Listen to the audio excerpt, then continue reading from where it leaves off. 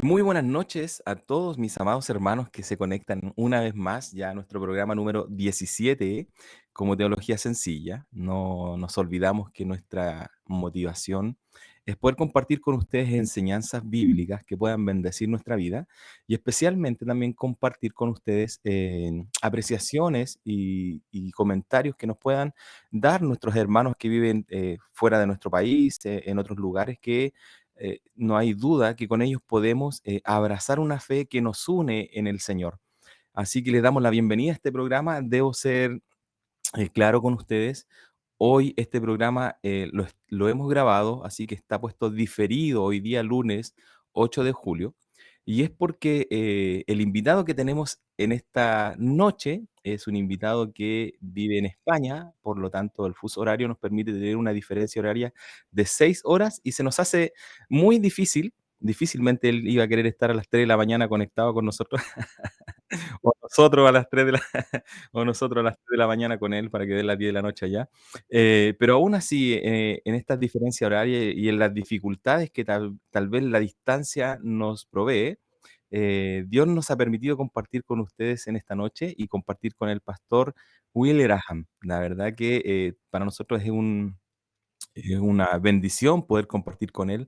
Entendemos que Dios le usa también en el lugar donde él vive. Y hoy día se nos viene un tema muy interesante, un tema que muchos de los auditores, muchos de ustedes nos solicitaron, y uno de ellos es que vamos a hablar sobre la reforma y vamos a hablar sobre las 5 solas. Y hemos invitado a un pastor que la verdad que abraza estas doctrinas con todo su corazón, con toda su fe. Es un pastor que lo vive, que lo disfruta, y cuando uno ve sus programas, uno siente que lo dice desde adentro, cuando dice Soli Deo Gloria, y son parte de las doctrinas que están establecidas en un letrero en su iglesia, ¿verdad? Son como los pilares del lugar donde él se desarrolla, y como estoy hablando del pastor Will, quiero también dárselos a conocer de una manera más íntima, más especial, y quiero partir diciendo que él es esposo de Ágota, su esposa es Ágota, y él es padre de Chloe, de Grace y de William. La verdad que en la distancia te abrazamos, Pastor Will. Él es pastor principal de la iglesia Palabra Viva en Almería, en España, y él es productor del canal que lleva por nombre Pastor Will Graham, y él lo podemos encontrar en YouTube, lo podemos encontrar en Facebook y lo podemos encontrar en TikTok con unos cortitos ahí. Si bien él mora o vive actualmente en España, él nació en East Belfast, en Irlanda del Norte, ¿verdad? Así que es parte de ahí de Gran Bretaña, del Reino Unido. Y me encontré con una sorpresa. La verdad que yo pensé que era hincha del Barcelona o del Real Madrid, pero no, él tiene otro origen y se lo vamos a preguntar un poquito más adelante, ¿sí? Así que él estudió teología con otros hermanos presbiterianos, también se graduó del Instituto de la Asamblea de Dios y él también estudió en la Universidad de Queens. Así que por lo tanto, lo saludamos, pastor. Bienvenido a este programa. Ustedes hoy. Espero que la clase sea de gran bendición. Y en efecto, soy hincha de Chelsea, que es un equipo ya británico, así que llevo un par de años ya medio deprimido porque está el equipo ahora muy mal, muy mal. Pero bueno, un gusto, gracias por invitarme. Espero que el tiempo sea útil y provechoso para la audiencia. Bueno, el consuelo que tenemos del Chelsea es que la Play es uno de los equipos que tiene mayor competitividad, así que por lo tanto podemos disfrutar de sus calidades de fútbol en la Play. Y bueno, también nos acompaña siempre nuestro amado Pastor Pablo, quien ya él es parte fundamental de este equipo de Teología Sencilla. Así que también lo saludamos a él con mucho cariño. Bienvenido, mi Pastor Pablo. Y él también nos va a hacer una pequeña introducción del tema que vamos a conversar esta noche. Sí, muchas gracias, Cristian. Gracias siempre por la invitación a Teología Sencilla. También un saludo a nuestro pastor Will. Será un agrado compartir con ustedes en esta mañana. Noche ya. Estamos grabando en la mañana, pero esto será publicado en la noche. Bueno, como decía Cristian, el tema de hoy es de bastante interés, sobre todo estos últimos años, el mundo pentecostal.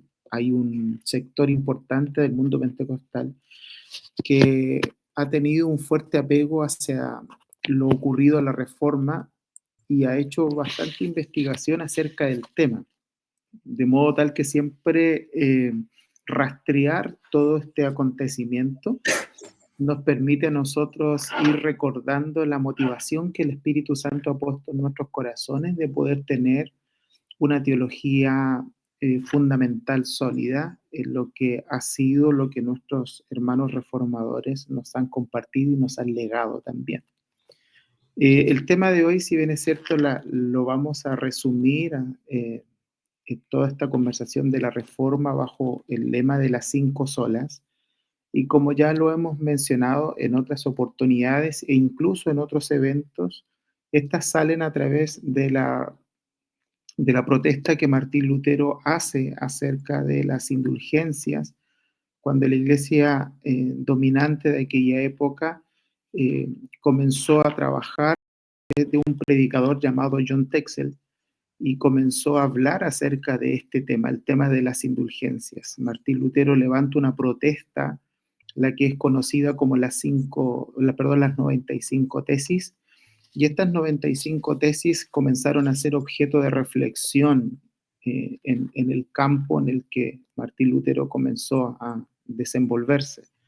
Si bien es cierto, el resumen de estas 95 tesis, hoy día nosotros la conocemos como las 5 solas, y aunque las 5 solas no nacieron exclusivamente y mayoritariamente de estas 95 tesis, la reflexión y los profundos debates que se dieron posteriormente a esta protesta nos dieron como resumen de esta reforma estas 5 solas. Y estas solas en realidad son las que resumen el corazón de la reforma protestante, la que vamos a conversar el día de hoy con nuestro pastor Will. Sí, bueno, haciendo esta introducción, nuestro pastor, vamos a comenzar con las preguntas, vamos ahí a compartir con el pastor Will. Y bueno, como está aquí como un invitado especial del día de hoy, me gustaría hacerle la siguiente pregunta. Cuando hablamos de la reforma, pastor Will, ¿a qué nos referimos precisamente? Muy bien, pues como ha destacado ahí el pastor, en efecto, nosotros, históricamente hablando al menos, nos ubicamos en el siglo XVI, cuando realmente la iglesia, en aquel momento, la Iglesia Católica Romana, tristemente al pasar por un periodo de decadencia tanto doctrinal como moral, pues dentro de la iglesia se levantan voceros que buscan regresar a las fuentes, ad fontes en latín. Quieren regresar a las fuentes, quieren regresar a la Biblia en hebreo, en griego, quieren estudiar el contenido de la escritura sin todas las glosas romanas, ¿no? Y por tanto, Erasmo saca una traducción del Nuevo Testamento, él publica su traducción del griego, que fue un paso, vamos, revolucionario, aunque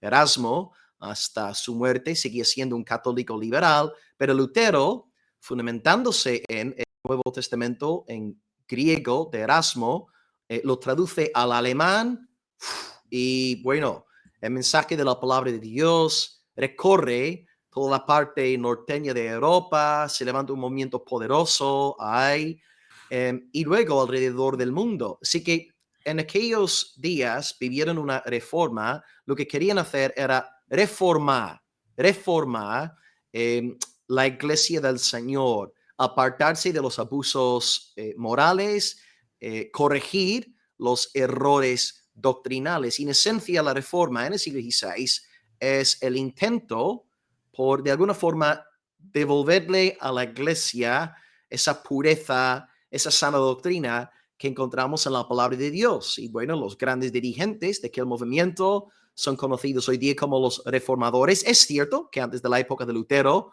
hubo pre-reformadores, pero en la generación de Lutero, bueno, se combinaron diferentes factores sociopolíticos, económicos, que permitieron que los principios de Lutero realmente se extendiesen por toda la parte norteña de Europa. Así que antes de Lutero podemos pensar en gente como Pedro Valdo, Juan Hus, ahí en la República Checa, su maestro John Wycliffe en el Reino Unido, que él estaba ahí, de donde soy yo, Y luego, después de Lutero, tenemos a gente como, bueno, su brazo derecho en la Universidad de Wittenberg, Felipe Melanchthon, Juan Calvino, el gran campeón de la segunda generación de la Reforma, Enrique Bullinger, Ulrico Zwinglio, Beza, vamos, hay muchos otros nombres, ¿no? Que formaron parte de esa reforma, una reforma doctrinal y moral, y básicamente detrás de todo hay un deseo de que la iglesia regrese a la fuente, que regrese a la escritura, y tanto en su teología como en su práctica, la iglesia tenía que volver a aceptar las enseñanzas escriturísticas. Así que a grandes rasgos, la reforma es este deseo de hacer que la iglesia fuese purificada a la luz de la santa palabra de Dios, una pureza que se había perdido a lo largo de la época medieval. Mm.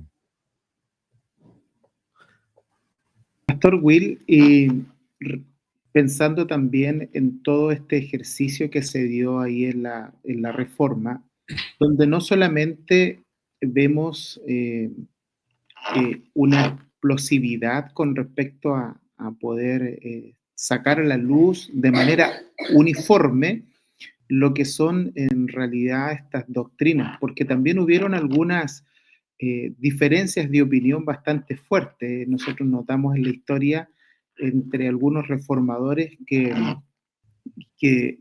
no opinaban lo mismo en sí, pero primó el deseo de llevar a la iglesia hacia una mayor comprensión del Dios revelado en las Escrituras. Y me refiero precisamente a la mirada clásica que se piensa en esto, como fue el caso de Lutero y Zwinglio, que los dos no tuvieron una unidad de pensamiento en un momento con respecto a la transubstanciación, con respecto a la cena del Señor. Pero cómo el Espíritu Santo en realidad conservó de que esto no debilitara el momento reformado que se estaba viviendo ahí en esta opinión, en este siglo. Pero ¿cómo ves tú el poder de Dios, el Espíritu Santo, en orquestando todo este tipo de cosas a pesar de las diferencias que se fueron dando? Sí, creo que el Espíritu Santo ahí obró dando unidad en lo fundamental, a saber, el Evangelio apostólico, porque cuando nos preguntamos por los diferentes reformadores, por ejemplo, las personas que acabo de nombrar, Lutero, Melanchthon, Zwinglio, Bullinger, Bucer, Beza, etcétera, todos dicen lo mismo en cuanto al Evangelio apostólico, a saber, que nuestra salvación depende de la muerte expiatoria de Cristo en la cruz, de su resurrección por amor a nosotros pecadores. Luego es verdad que en asuntos secundarios, como usted ha comentado, ¿no? El tema de la Eucaristía, pues Lutero abraza lo que podemos tachar de, bueno, yo sé que hay luteranos que rechazan esta expresión, pero yo entiendo que hace justicia a la doctrina de Lutero, que es la consubstanciación, donde él sigue pensando que hay una presencia real de Cristo en la cena, ¿verdad? No es que el pan literalmente se convierta en el cuerpo de Jesús, porque la Iglesia Católica dice que el pan deja de ser pan y ya es el cuerpo, ya es la sangre del Salvador. Lutero sigue pensando que el cuerpo es, ¿verdad? Perdón, él sigue pensando que el pan es pan, pero el cuerpo de alguna forma mística está presente con y por debajo de los elementos. Zwinglio, por su parte, abraza una perspectiva que es la de la conmemoración, que simplemente estamos acordándonos de lo que Cristo hizo. No hay ningún tipo de presencia real, presencia física en la cena. Ahora, Zwinglio y Lutero procuraron de alguna manera resolver sus diferencias en el coloquio de Marburgo, 1529, pero no pudieron ponerse de acuerdo. Pero sí es verdad que ellos dos, en cuanto al evangelio apostólico, estaban 100% de acuerdo.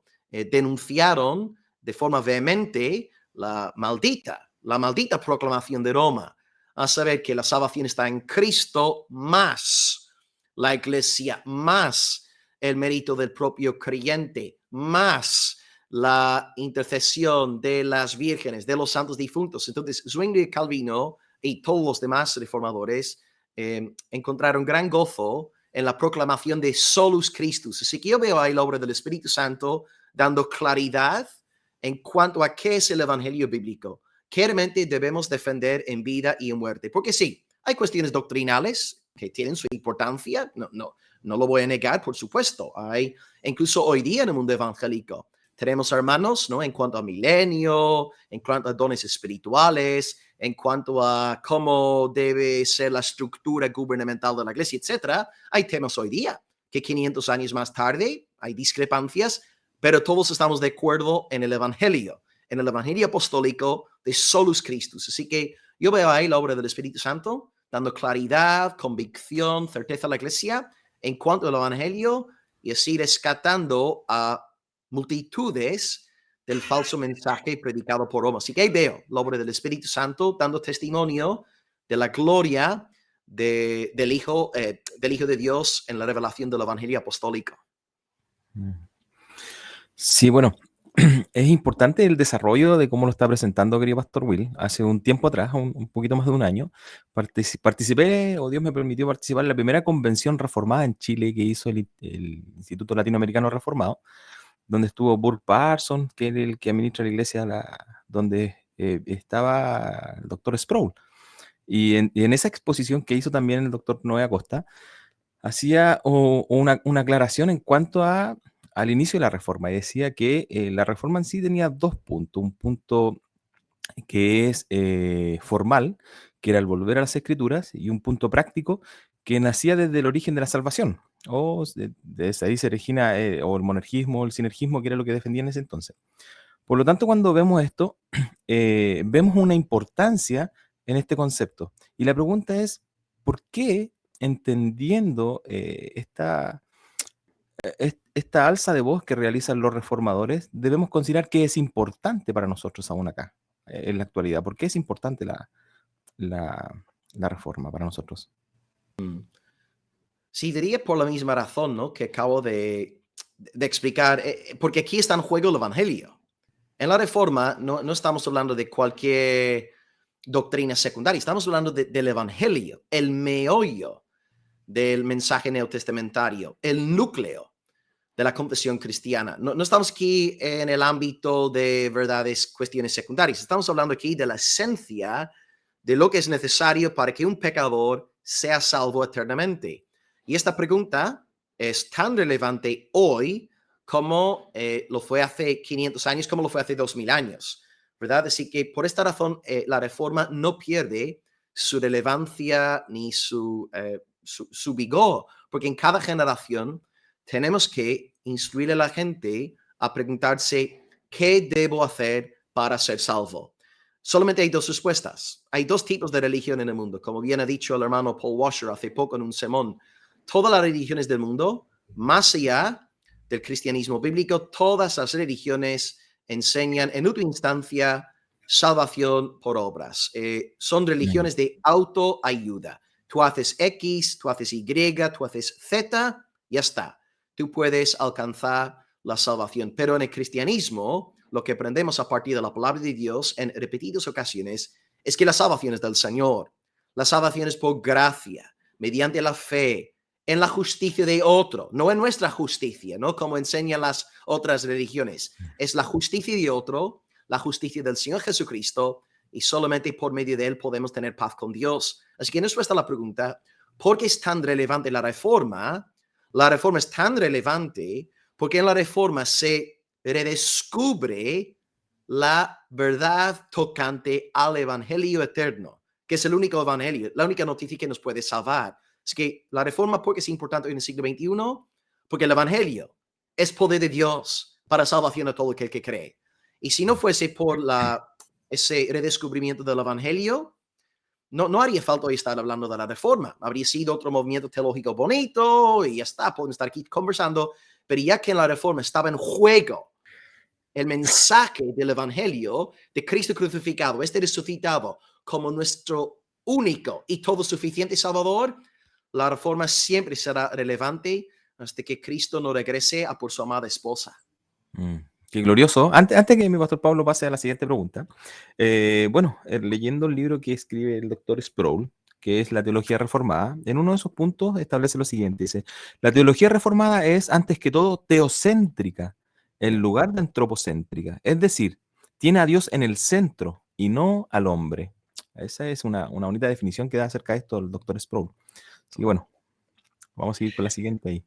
Un poco más íntimo, Pastor Will, tu observación más personal. ¿Cómo ves tú la necesidad del Evangelio en Europa? Me refiero bajo esta casi competencia doctrinal que todavía el catolicismo tiene, porque por lo menos eso es lo que se ve acá en Sudamérica. De hecho, pastores como Miguel Núñez han escrito libros acerca de la necesidad de una reforma en Latinoamérica, porque todavía existe aquí una mirada dentro del mundo eh, cristiano más popular, una mirada muy distorsionada con respecto al Evangelio. La gracia es solo un concepto, las profundidades de esa doctrina no se observan. Pero ¿cómo lo ves tú también ahí en el entorno donde tú te desenvuelves como pastor, en tu sociedad? ¿Es lo mismo o allá se da otro fenómeno? Claro, aquí yo sé que en América Latina hay millones de personas que están saliendo de la Iglesia Católica Romana para unirse a diferentes movimientos evangélicos. Y bueno, yo creo que en algunos casos ni siquiera usaría el adjetivo evangélico, porque en el sentido puro de la palabra, cuando hablamos de una iglesia evangélica, estamos hablando de una iglesia en el sentido de la reforma, una iglesia que anuncia fielmente el evangelio. Y creo que hay muchas iglesias hoy evangélicas en las Américas que predican de todo menos el evangelio. Pero bueno, sé que a nivel sociológico hay un tremendo, ¿no? Un tremendo movimiento católicos abandonando la iglesia para unirse a denominaciones evangélicas. Y bueno, gloria a Dios, espero que muchos salgan de Roma abrazando el verdadero evangelio, aunque sé que hay sectas por ahí que ciertamente ellos se hacen pasar por evangélicas, iglesias evangélicas, pero no lo son. Aquí en Europa no estamos viendo, sí estamos viendo la pérdida de muchos feligreses en la Iglesia Católica Romana, pero estas personas no están tomando refugio en las iglesias evangélicas, están ahora tomando refugio en el ateísmo.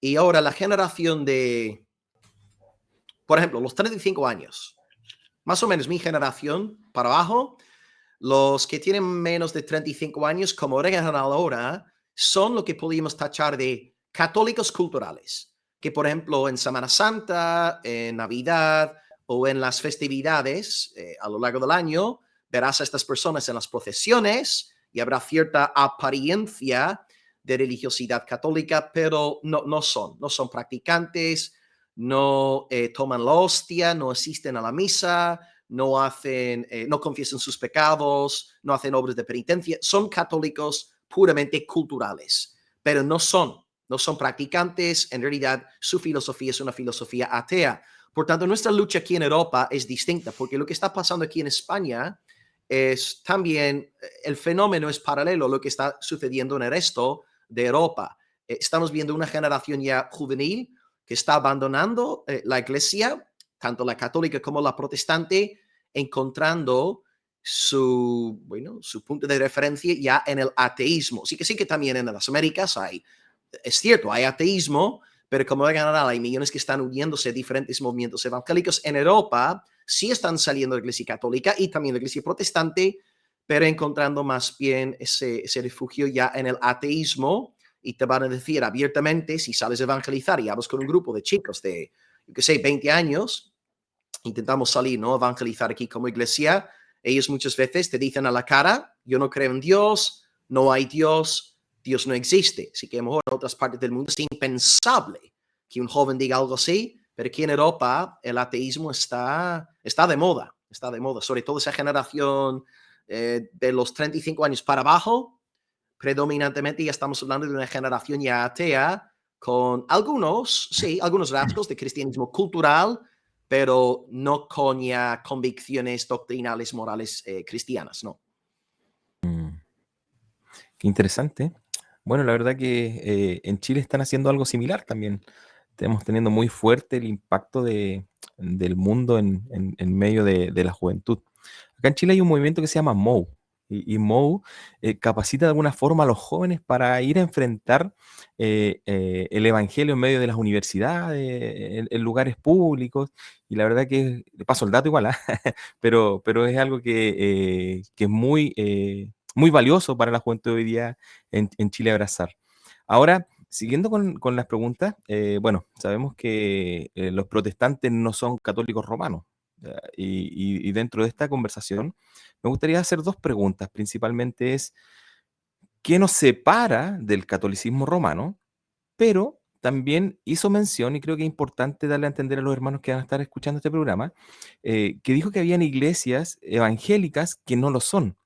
Y tiene algunos nombres, algunas denominaciones que sean conocidas y que podamos dar a conocer para que ya solamente con el nombre algunos sientan la alerta de que hay peligro en eso.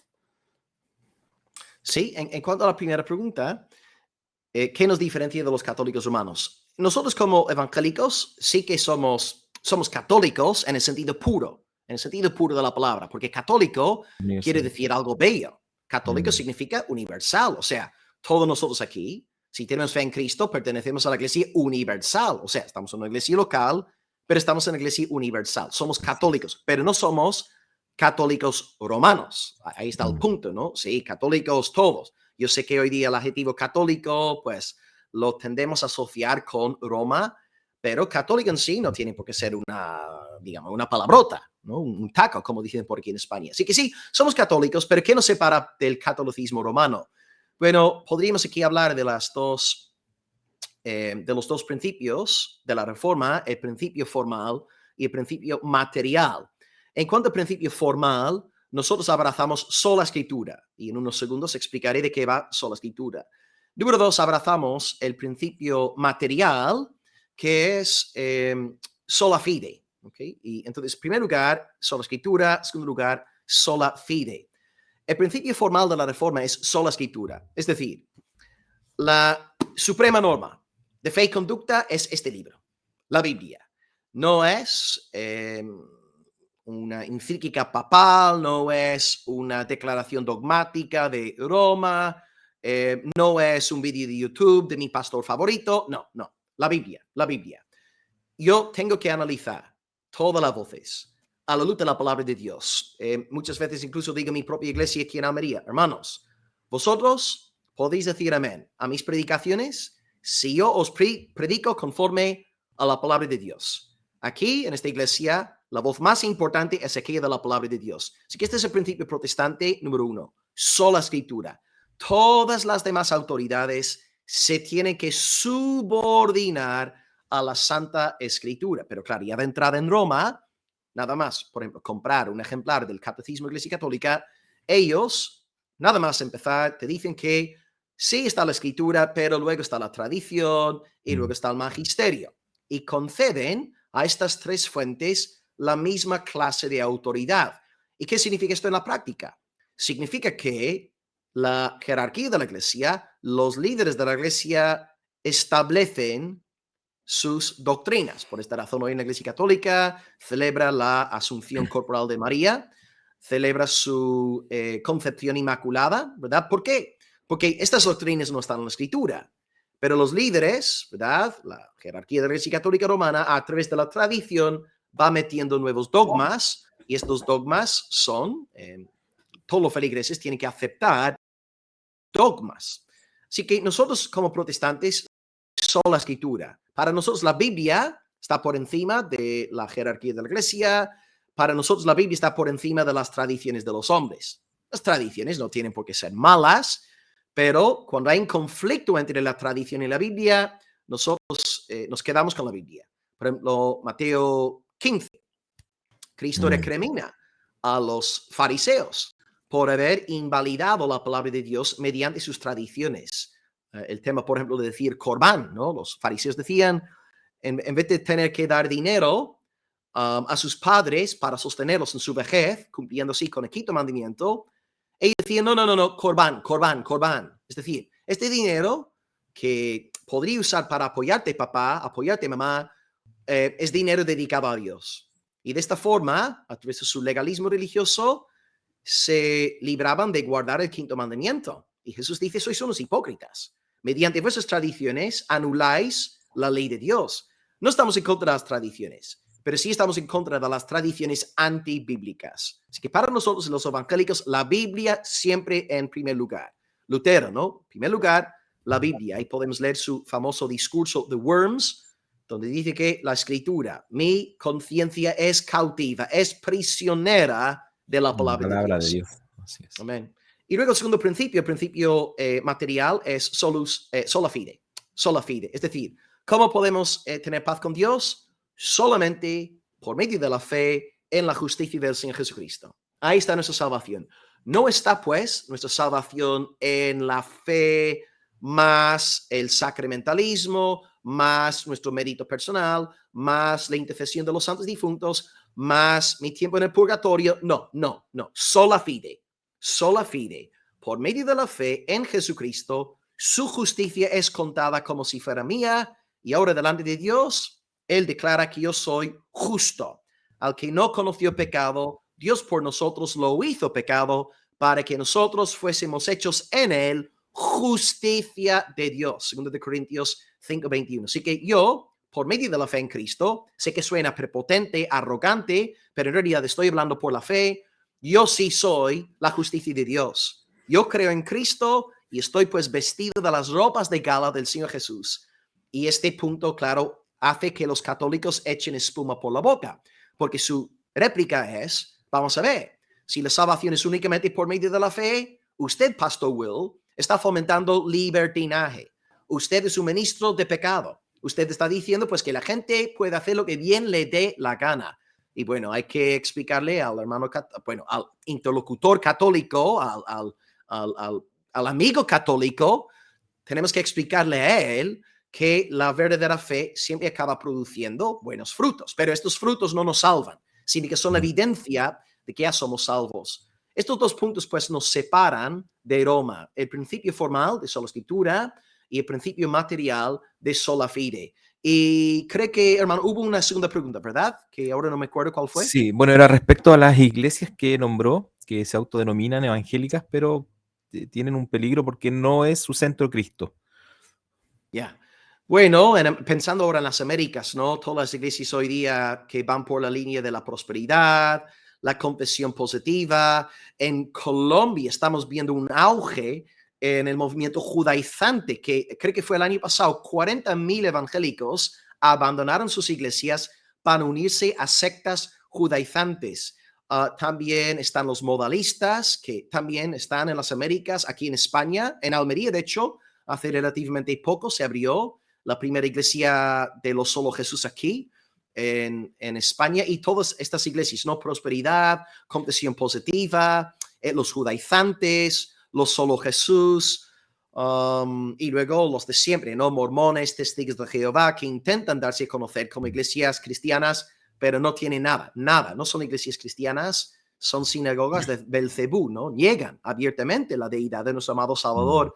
En España, claro, yo sé que también en las Américas estas iglesias están presentes y por tanto hay que tener cuidado con ellas, porque el problema es que se hacen pasar por evangélicas, pero tú vas a estas iglesias y te predican de todo menos el evangelio. Y lo que muchos tienen en mente es simplemente estafarle al feligrés para que haga su pacto, para básicamente el pastor quedarse con el dinero de los feligreses, ¿no? Que es lamentable. Así que son algunos de los movimientos que están pegando fuerte en las Américas, donde los hermanos de la audiencia tendrían que tener bastante cuidado, ¿no? En este sentido.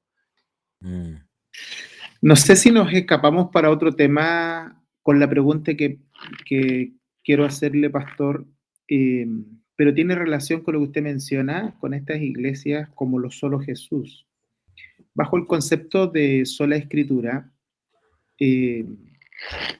quizás en algún momento puede haber sido también mal usado por algún movimiento, manifestando de que si hay cosas que no están en la escritura, como por ejemplo la palabra Trinidad, los llevaron a ellos hacia lo que se conoce como el biblicismo y rechazar absolutamente la idea de la Trinidad, ¿cierto? Yeah. Sí. Entonces, ¿cómo podemos fortalecer el primer punto que usted nos menciona acerca de las 5 solas, el tema de sola escritura. ¿Nos referimos a que es solo la escritura o sola escritura como la norma máxima? Ya, exactamente. Este punto es muy importante. No predicamos, como dice Dr. Greg Allison, mi profesor, él está en Southern Seminary en Estados Unidos. Hice algunas clases con él en Roma, de hecho, de posgrado. Y él decía que los protestantes no defendemos nuda escritura, sino sola escritura. Y esto tiene que ver con su pregunta, ¿verdad? Porque hay un tipo de biblicismo que es el cristiano solamente puede leer la Biblia. Y si lee cualquier otro libro, está en pecado. No, sola escritura nunca fue formulada de esta manera por los formadores. De hecho, si nos compramos un ejemplar de La voluntad determinada de Lutero, ¿no? Lutero en su lecho de muerte reconoce que la voluntad determinada, juntamente con su catecismo menor, era su obra más importante. Leemos la voluntad determinada, vamos a ver en múltiples ocasiones, como Lutero sí, es verdad, cita las escrituras, pero está en constante diálogo con Agustín, por ejemplo. Él era monje agustiniano, ahí en Erfurt, y Calvino, la institución. Cuando vamos al apéndice, después de la institución de Calvino, leemos los nombres de los autores citados, Agustín por todos lados, y luego muchos otros autores de la época patrística, la época medieval, la época contemporánea también. Por tanto, sola escritura no fue formulada de esa manera de nuda escritura, como algunas sectas están dando a conocer hoy día. No, solamente debemos leer la Biblia y debemos leer la Biblia a la manera de nuestra secta. No, nosotros leemos buena literatura, escuchamos buenas predicaciones, pero sola escritura nos enseña a someter aquellos libros y someter aquellas predicaciones a la palabra, a pasar todo por el filtro de la palabra. El protestantismo no tiene ningún problema con que nos formemos, con que leamos buenos libros, no, pero sí, la Reforma nos recuerda que debemos examinarlo todo a la luz de la palabra de Dios. Y en cuanto al tema de la Trinidad, excelente ejemplo, porque, semánticamente hablando, yo reconozco que la palabra Trinidad no aparece en la Biblia, pero el argumento, cuando estamos defendiendo la doctrina de Trinidad, el argumento no es un argumento semántico, es un argumento conceptual. Y debemos preguntarnos, ¿en la Escritura está presente este principio de que Dios es uno y hay 3 personas que comparten la misma naturaleza divina? Y por supuesto que sí. De hecho, antes de conectarme aquí, estuve dando una conferencia en mi iglesia local, en una conferencia contra la teología liberal, y tengo aquí algunas citas de Jesús que usé en aquella conferencia, y cito aquí algunos ejemplos de Juan 14, 16 dice, yo rogaré al Padre, y Él os dará otro consolador para que esté con vosotros para siempre.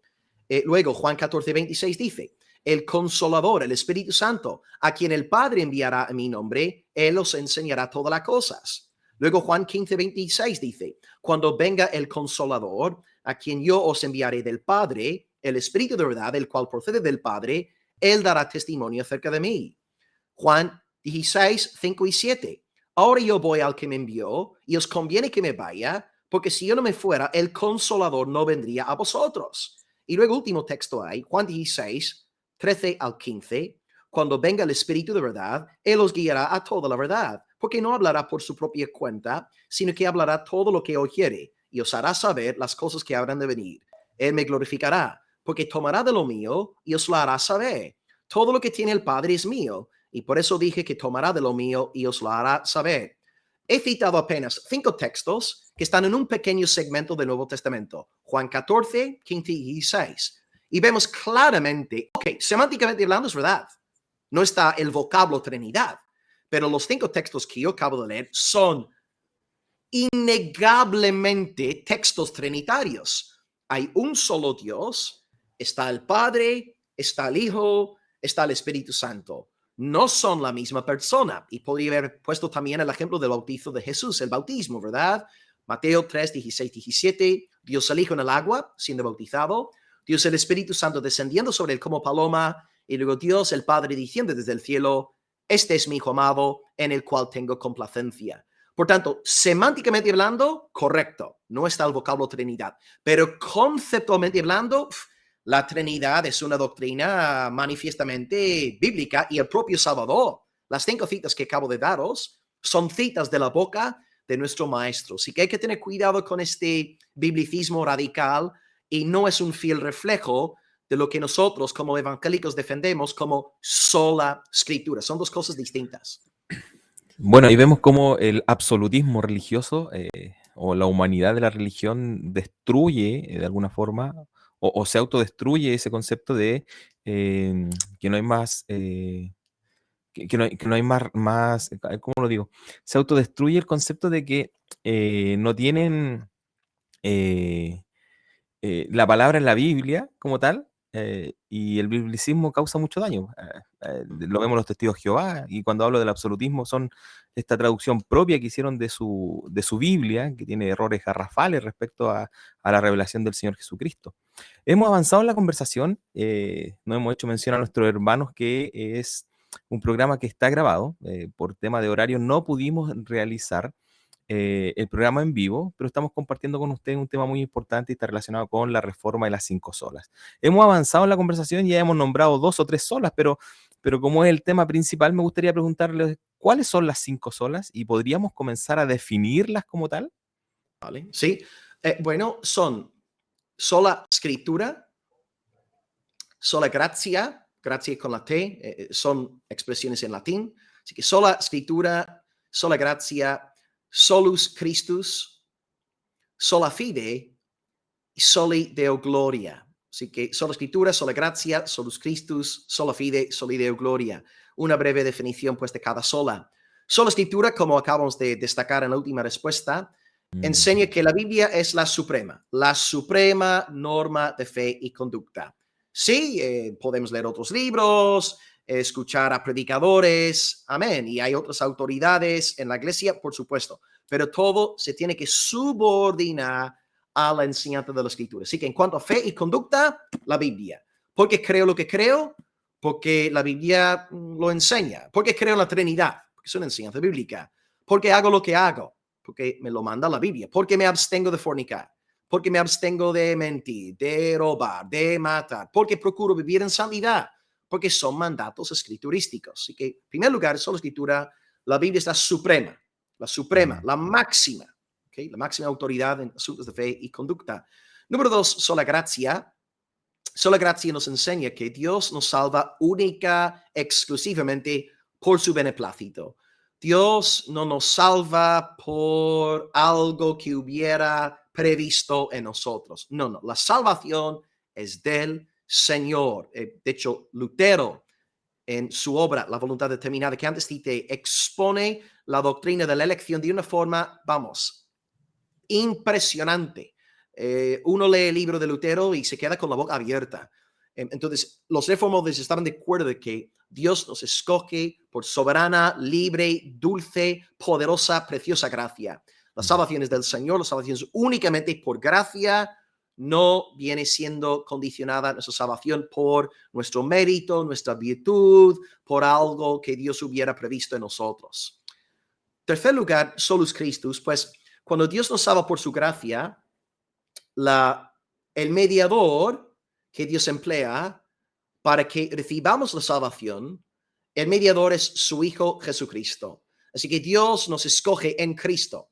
Efesios 1:4, por ejemplo, nos escogió en Cristo antes de la fundación del mundo. Así que la gracia salvadora de Dios nos llega a través del mediador de la gracia, y este mediador de la gracia es nuestra cabeza federal. Su nombre es Jesucristo. Así que donde el primer Adán falló y todo el equipo de Adán fue condenado a muerte, a destrucción eterna en él, pues en nuestro segundo Adán, en nuestra segunda cabeza federal, en Jesucristo, pues recibimos ahora justicia, vida eterna, perdón de los pecados. Así que la gracia de Dios nos llega solamente por medio de Cristo, porque no hay otro nombre bajo el cielo dado a los hombres en el cual podamos ser salvos. Hechos 4:12.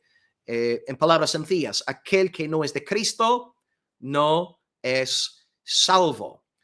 Vale, entonces está la escritura, luego la gracia de Dios. La gracia nos llega por medio de Cristo, pero como yo a nivel subjetivo ¿Cómo me apropio de esta gracia objetiva que hay en Cristo? ¿Cómo puedo yo ser un receptor de dicha gracia? Y aquí la cuarta sola habla de sola fide, solamente por medio de la fe. Por medio de la fe en Cristo. Y cuando hablamos de la fe en Cristo, ¿qué queremos decir con esto? Tenemos fe en su identidad. Él es el Dios hombre, verdaderamente Dios, verdaderamente hombre. El verbo fue hecho carne. Juan 1:14. Él es el verbo porque es divino y él fue hecho carne porque él es hombre. Tenemos fe en su identidad como Dios hombre y fe en su obra salvadora. Es decir, fe en su sangre derramada en la cruz en expiación por el 100% de nuestros pecados y fe en su resurrección corporal al tercer día. Por tanto, para nosotros apropiarnos de esta gracia objetiva que hay en el mediador, necesitamos fe. Y aleluya al Señor, esta fe también es don de Dios, porque si fuera por nosotros, en nuestras propias fuerzas, nunca podríamos llegar a creer en Cristo. Solo por el Espíritu, ¿verdad? Confesamos el señorío de Jesús. Escrito está, 1 Corintios 12:3. Nadie puede llamar a Jesús Señor sino por el Espíritu Santo. Y finalmente, Soli Deo Gloria.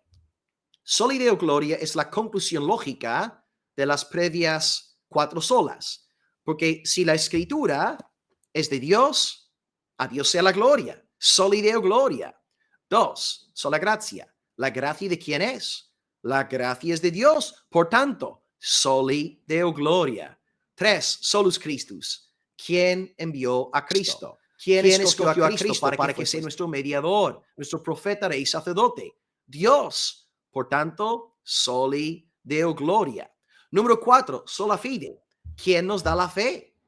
¿Quién labra fe salvadora en nuestros corazones sino Dios? Por tanto, Soli Deo Gloria. Soli Deo Gloria significa pues que toda la gloria, no el 95% de la gloria, no como en la iglesia católica romana, donde Dios sí, es correcto decir que los católicos sí glorifican a Dios, pero no le dan el 100% de la gloria, porque acaban gloriándose en el mérito del propio feligrés, en el mérito de los santos difuntos, en la propia iglesia católica romana. El creyente evangélico da el 100% de la gloria a Dios. Y por tanto es solamente a Dios, exclusivamente a Dios, sea la gloria, toda la gloria por sobre de salvación. Así que las 5 solas son sola escritura, sola gracia, solus Christus, sola fide y soli Deo Gloria. Así es. Amén, amén. Qué hermoso resumen, Pastor Will. Lo cierto es que hoy día hay un ataque, Pastor, acerca de precisamente estos conceptos porque se miran prácticamente como el concepto de personas a las cuales nosotros llamamos los reformadores. Pero cuando nosotros somos conscientes que lo que realmente le da valor a estos 5 puntos no son exclusivamente los reformadores, sino la palabra de Dios, porque precisamente las 5 solas, la autoridad que ellas pueden tener en el medio nuestro es exclusivamente que son palabra de Dios. Así es. Así es. Amén. Sigo, entonces tenemos ahí más preguntas pendientes. Una de las cosas que creo que es importante poder destacar y entender es que como conceptos son fáciles de encontrar en las escrituras, son fáciles de entender a un nivel cognitivo, pero siempre la palabra tiene que llegar al corazón y transformar a los hombres para que sea eficaz, para que tenga la eficacia que necesita.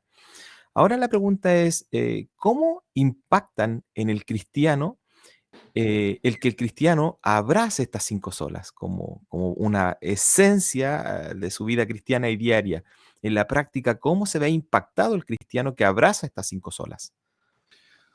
Sí, creo que por un lado, en el sentido positivo de la palabra, estas 5 solas producen gran gozo y gran gratitud en el alma. El creyente que realmente entiende las verdades que acabo de enumerar, el creyente, si medita en estas verdades, experimenta dentro de sí mismo una explosión de alabanza y adoración. Y empieza a entonar canciones de alabanza al Señor, ¿no? Mi corazón entona la canción. Y acabamos cantando cuán grande es Él, cuán grande es Él. Cuando entendemos estas olas, el Evangelio apostólico produce gozo. Porque ¿qué es el Evangelio? Sino la buena noticia o la gozosa noticia. El Evangelio no es una noticia deprimente. Bueno, voy a predicarte el Evangelio para que pases el resto de tu vida en amargura. No, no. Yo te predico el Evangelio, transmite gozo. Y cuando recibimos estas noticias, nos convierten en creyentes gozosos, agradecidos. Así que la primera marca, la primera muestra de que alguien realmente entiende las olas es una vida cristiana gozosa. Es un cristiano contento, feliz, agradecido, con ganas de alabar al Señor. La teología se convierte en doxología, ¿verdad? Nos convierte en adoradores. Y luego en el sentido pasivo de la palabra, así que activamente hablando produce gozo, gratitud. Número 2, pasivamente hablando, cuando estamos bajo ataque, estamos decaídos, desanimados, estamos sufriendo, estas verdades producen consuelo. Consuelo, son como una roca en el alma. Y estás ahí en un momento muy difícil, a lo mejor hay un asunto difícil en la iglesia, en la familia, en el trabajo.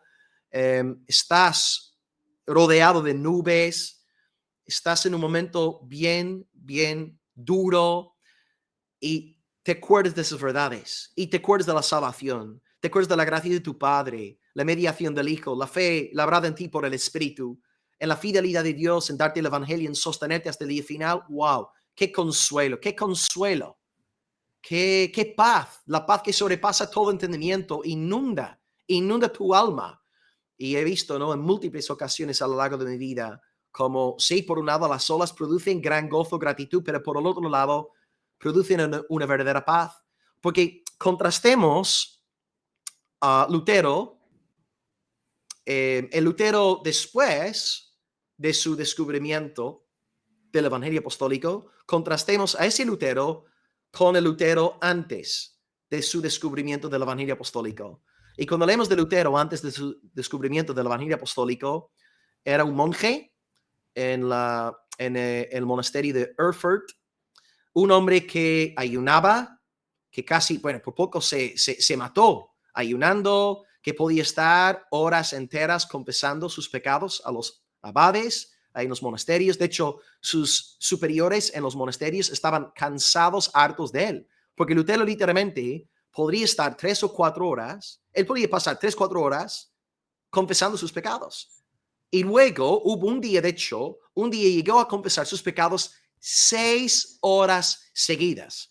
Así que imagínate, ¿no? La gran turbulencia que hubo en su alma. Y luego, cómo esta turbulencia acabó afectando a sus superiores. Imagínate ahí 5 o 6 horas, sentado tú, escuchando a alguien confesando sus pecados, te vuelves loco, te tiras de una ventana, ¿no? Entonces Lutero, antes de descubrir el Evangelio, de que Cristo es su justicia, él vivía en esa pesadilla, sin paz, sin gozo, sin gratitud, un monje que ayunaba, confesaba sus pecados, hacía un montón de obras de penitencia, pero ahí está el hombre sin los 5 puntos. Pero un hombre con los 5 puntos que hemos descrito, wow, es un hombre gozoso, un hombre feliz, y Lutero con el Evangelio revolucionó por la gracia de Dios el país de Alemania y la parte norteña del continente de Europa, y hasta el día de hoy, ¿no? Los principios de Lutero siguen recorriendo el planeta. Por tanto, creo que en Lutero vemos claramente los efectos de las 5 solas en una vida que realmente entiende el Evangelio apostólico de Solus Christus. Sí, qué interesante cómo lleva abrazar las 5 solas al cristianismo hacia la piedad, cómo empuja al cristiano hacia la piedad, hacia reconocer. Bueno, me recordaba uno de la enseñanza del Dr. Sproul cuando hacía mención en uno de sus videos sobre la demencia de Lutero, se llama el video, está en YouTube, y hacía esta mención, o sea, él estaba frente al cura que estaba confesando sus pecados y a 3 horas diarias. Uno de los pecados que decía, lo más probable que está confesando su pecado, que deseó el pollo que era más grande del plato del hermano que tenía al lado. O sea, ¿qué tantos pecados se pueden cometer en 24 horas encerrados, ¿cierto? En un lugar donde los tenían ahí en un magisterio. Pero aún así, efectivamente, el conocer más de Dios nos permite conocernos más a nosotros mismos y ver la gran brecha que hay entre la santidad de Dios y la inmundicia del corazón humano. Eso es terrible. Eh, para nosotros, los que abrazamos la doctrina de la gracia, es maravilloso poder disfrutarlo así y efectivamente impactan nuestra vida y nos llevan hacia este sentimiento de clamar misericordia en todo momento al Dios de la gracia porque conocemos nuestras debilidades. Pero tenemos hermanos, amados hermanos, que no abrazan las doctrinas de la gracia, que tienen otros conceptos. em, que son más monergistas, pero Teología Sencilla se ha caracterizado por invitar a hermanos y expositores de distintas denominaciones cristianas, evangélicas, que sí comparten el Evangelio, y hemos también impulsado un poco el tema de la unidad, o sea, cómo podemos vivir en unidad con nuestros hermanos que no abrazan las cinco solas. Y es una respuesta que me gustaría que nos diera Pastor Will. ¿Cómo podemos vivir en unidad con nuestros hermanos que no la abrazan? Sí, el punto central es el punto que antes cité al hablar de las diferencias entre Lutero y Zwinglio. Sí, divisiones en cuanto a la Santa Cena, Mm, pero uno en el Evangelio Apostólico. Creo que ese es el punto, ¿no? El Evangelio Apostólico. El arminiano que cree que es justificado únicamente por medio de la fe en la muerte expiatoria, propiciatoria de Cristo, su resurrección corporal, literal, tercer día.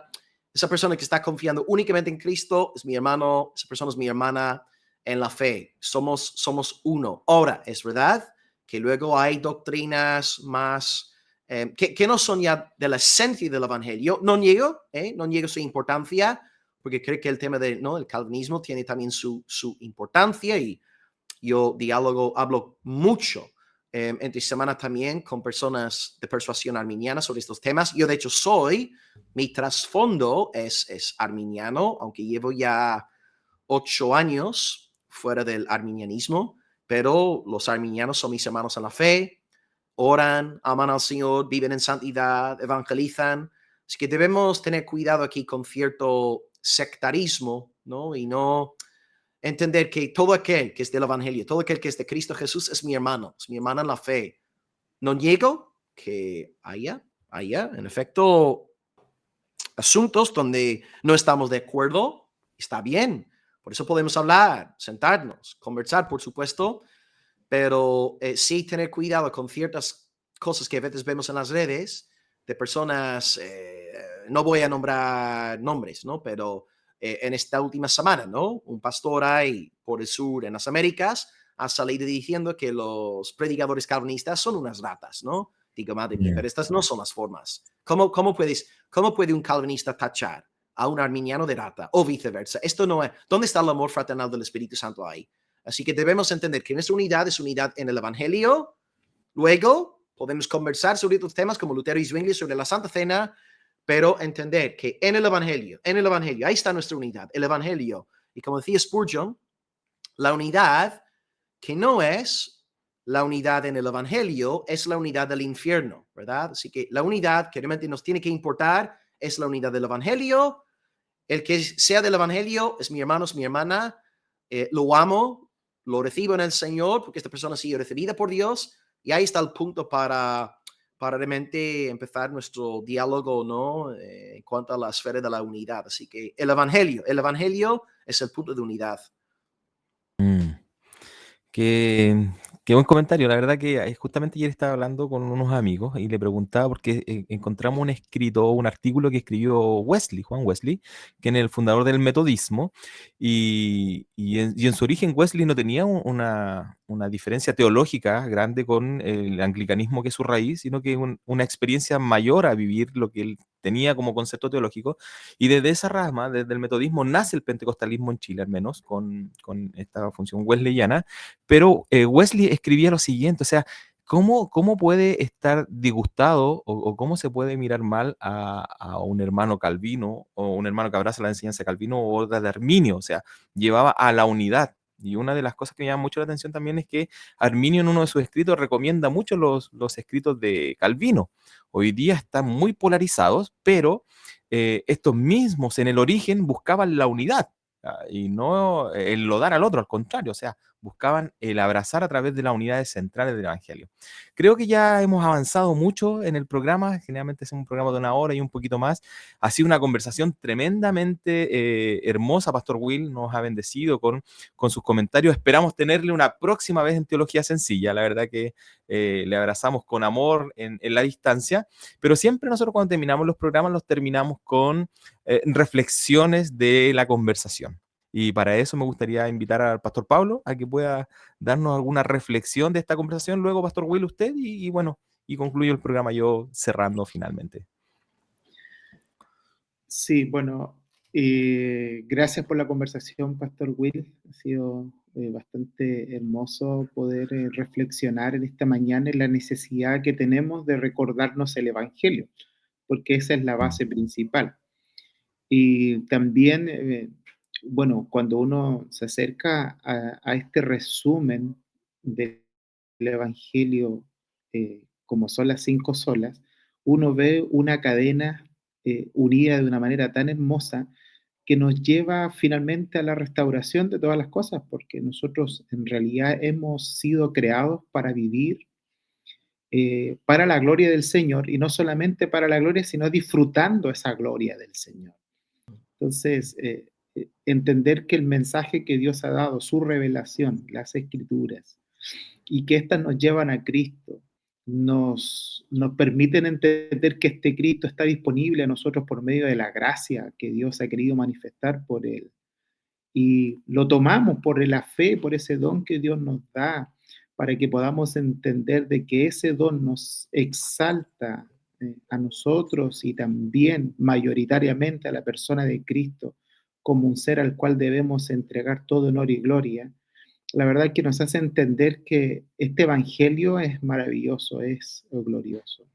Y bueno, y como lo dice Judas al final de sus capítulos, es en esa hermosa doxología, también yo creo que allá debiéramos apuntar todos aquellos quienes tenemos un acercamiento claro de este hermoso evangelio, que aquel que es poderoso para guardarnos sin caída y presentarnos delante de su gloria con gran alegría, al único y sabio Dios nuestro Salvador.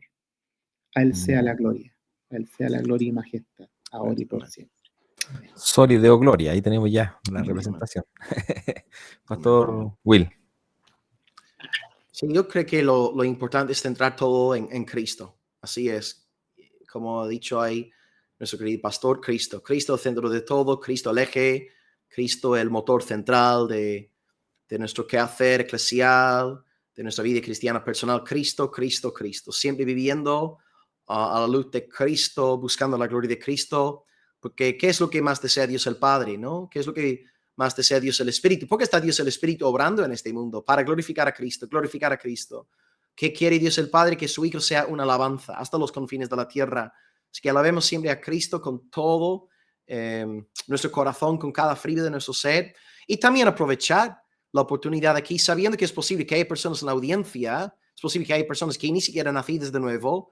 Y me gustaría deciros a vosotros que vosotros también podéis ser salvos por medio de la fe en el Señor Jesús, que murió por los pecadores, no por los buenos. Cristo no murió por los buenos, murió por los malos en la cruz y resucitó al tercer día.